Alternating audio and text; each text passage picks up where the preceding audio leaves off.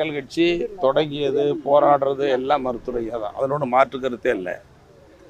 இன்னொரு தரப்பில் செயல்பட்டுக்கிட்டு இதுக்கு காரணம் பிரிவினை, இதுக்கெல்லாம் காரணம் ஜிகே மணி தான் காரணம்னு சொல்கிறாங்க.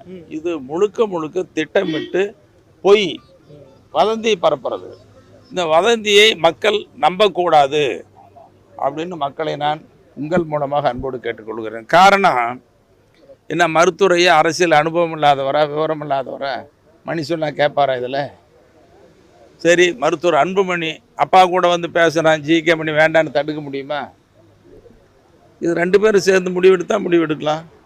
அதை விடுத்துட்டு அப்பாவித்தனமாக பொய்யை இட்டு கட்டி வீண் வதந்தி பரப்புறது தேவையில்லாத ஒன்று. இன்னொன்று சொல்கிறாங்க, இப்போ யாருன்னு பேர் சொல்லாமல் தீய சக்திகள் இப்படிலாம் சொல்லி இவங்கெல்லாம் இருக்கிறதுனால தான் நான் அங்கே போய் சேரலைன்னு சொல்லி சொல்லப்பட்டது உங்களுக்கு தெரியும்.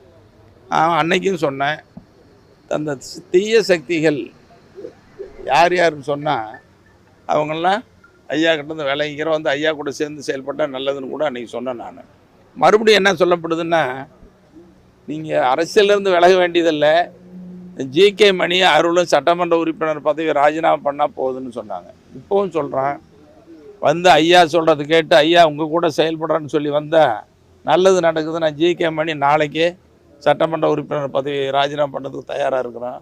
ஒற்றுமை தான் முக்கியம், நன்மை தான் முக்கியம். அதுக்காக நாங்கள் ராஜினாமா பண்ணுறதுல தப்பே இல்லை. ஏன்னா இவ்வளோ நாள் ஐயா கூட வாழ்ந்துட்டோம், கொள்கைக்காக லட்சியத்துக்காக தான் வாழ்ந்துக்கிட்டு இருக்கிறோம். இப்போ அது என்ன பெரிய பதவியா? சட்டமன்ற உறுப்பினர் பெரிய பதவியே இல்லை. எங்கள் பாட்டாளி மக்கள் கட்சியுடைய வலிமை தான் முக்கியம். எங்களுக்கு மருத்துவரையாக தான் உயிர் மூச்சு. அதை தவிர வேறு எங்களுக்கு ஒன்றும்